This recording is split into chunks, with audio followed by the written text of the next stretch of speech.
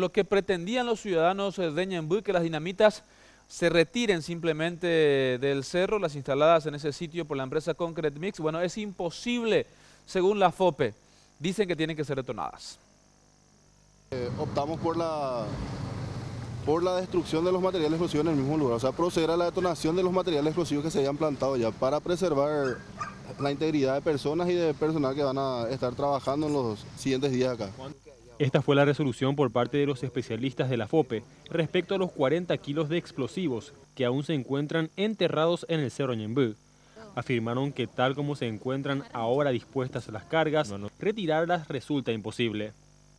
A lo que llegamos, a lo que concluimos es de que los materiales están plantados, ellos nos explicaban de que están a 8 metros aproximadamente dentro de las piedras, están batacados como le llamamos, también compactados ya dentro de un hueco de 2,5 pulgadas de diámetro a una profundidad de 8 metros y ya encima tiene arena, piedritas y eso ya es difícil de extraer del lugar.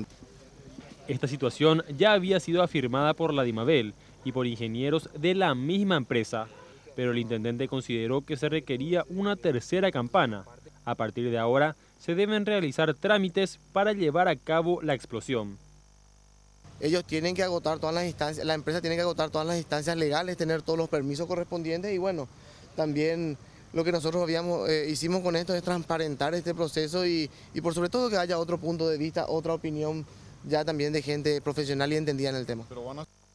Lanzoni afirmó que tanto la piedra que ya fue procesada como la que se explosionará en el futuro podrán ser comercializadas por la empresa Concrete Mix.